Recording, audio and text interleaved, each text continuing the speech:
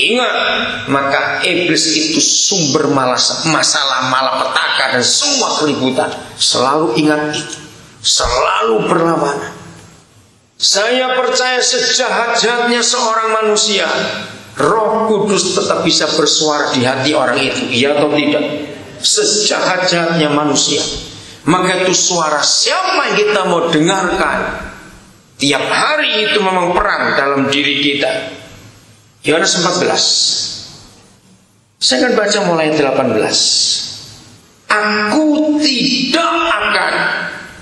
Apa arti sebuah kalimat kalau ada kata tidak akan? Itu artinya apa? Ya tidak akan, bukan tidak mungkin sama sekali. Nah, Yesus Tuhan yang adalah sumber damai sejahtera berfirman begini, aku tidak akan. Ayo baca sama-sama. 1, 2, 3. Meninggalkan kamu sebagai yatim piatu. Garis bawah ini. Apa arti firman ini? Artinya begini. Ada sebuah titik kecil yang dimiliki oleh semua manusia di dunia. Tidak ada seorang pun di dunia, dia orang kaya, dia orang sukses, dia orang miskin, siapa saja pasti mempunyai titik kecil ini. Istilah saya, titik itu berbunyi, tidak ada seorang pun manusia yang mau ditolak.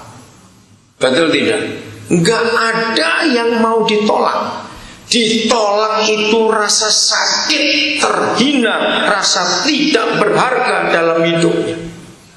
Kalau Yesus Tuhan sumber damai sejahtera berfirman, aku tidak akan meninggalkan kamu sebagai yatim piatu.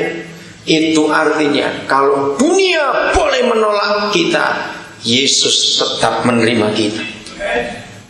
Kalau saudara dalam hidup betul-betul tahu aku diterima oleh Yesus Tuhan, karena dia berjanji aku tidak akan dibiarkan yatim piatu oleh dia, ya sudah.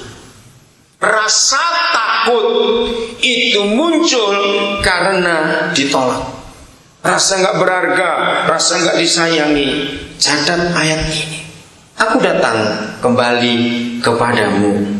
Yesus datang kepada kita. Tinggal sesaat lagi dan dunia tidak akan melihat aku lagi, tetapi kamu melihat aku, sebab aku hidup. Kata pentingnya di sini, sebab aku hidup. Karena itu kita pun akan bagaimana? Baca kitabnya, kita pun akan hidup. Apa lawan katanya hidup? Mati. Nah, saudara, yang celaka itu yang setengah mati. Ya atau tidak? Kalau mati karuan mati ya sudah. Nah, yang setengah mati itu yang celaka. Mengapa ada orang bisa setengah mati? Jawabannya gampang. Pengen hidup tapi nggak mau hidup, pengen mati tapi takut. Wah, itu paling celaka orang kayak begini. Itu namanya setengah mati. Iblis kembali lawan katanya.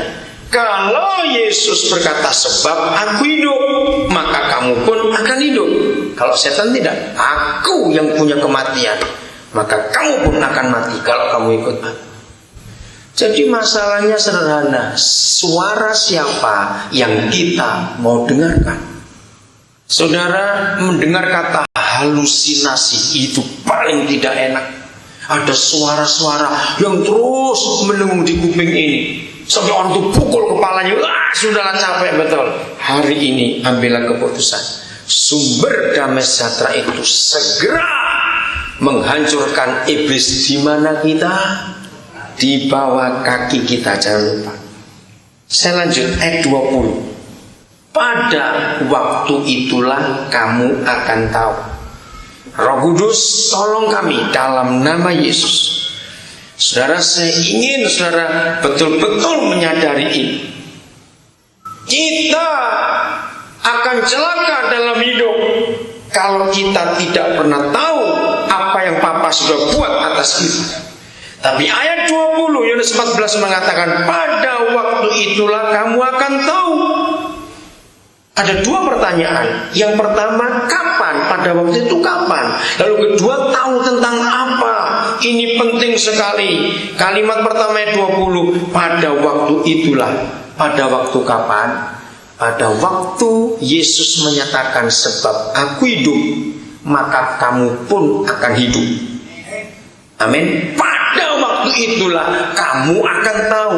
Tahu apa?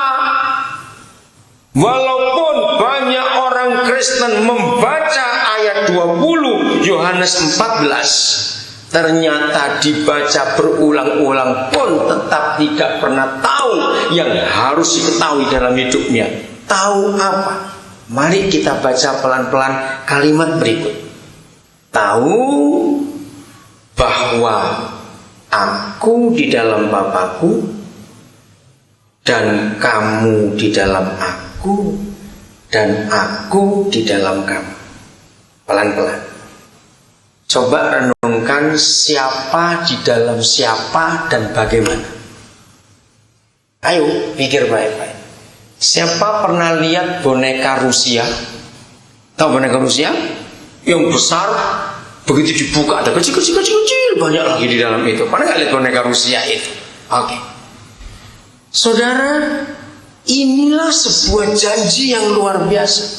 Pada waktu itulah kamu akan tahu. Tahu tentang apa? Pelan-pelan. Aku, siapa aku di sini? Yesus. Di dalam siapa? Bapa. Lalu yang kedua, siapa di dalam siapa? Kamu, kita di dalam Yesus. Yang ketiga, siapa di dalam siapa? Yesus di dalam kita. Coba gambarkan. Kira-kira kita di mana? Ayo, jangan lama-lama mikir. Iya, ayo. Ada yang bilang dalam Bapa, dalam Yesus. Yang betul. Cepat. Kenapa? Nah, ini yang luar biasa. Oke, saya suruh berpikir begini. Saya akan pakai istilah perang. Di dalam perang, saudara pernah ngerti sebuah kata barikade, barricade. Itu artinya apa? Ayo, barikade. Itu apa? Ayo cepat. Ayo, barikade. Wah, ngelir. Apa itu barikade? Ya, ada batas yang tidak boleh dilewati. Nah, dalam hukum perang ini sangat penting barikade. Ya, saya pakai istilah itu. Kalau kita baca baik-baik kalimat pendek ini, ya, dari wajah saudara, kalau saya lihat ini, saudara itu kayak wajah bingung betul. Aku dalam Bapakku, kamu dalam aku. Saya jadi baca lagi. Aku dalam Bapakku, kamu di dalam aku, dan aku di dalam kamu. Pertanyaannya, jadi saudara dan saya itu ada di berapa barikade? Ayo, berapa barikade? 2 yang di luar, 1 yang di dalam. Loh, kok masih bengong lagi? Lo kenal kitab murek, ngono lho maksudnya. Ulangi lagi. Kita ada di 3 barikade, saudara. 2 di luar, 1 di dalam. Oke. Yang di luar 2 itu siapa saja? Bapa dan Yesus. Stop dulu sampai di sini. Bayangkan. Saya tanya kepada saudara, setan mana yang berani melewati 2 barikade itu untuk ambil kita? Setan goblok pun gak akan goblok. Ngerti kata itu?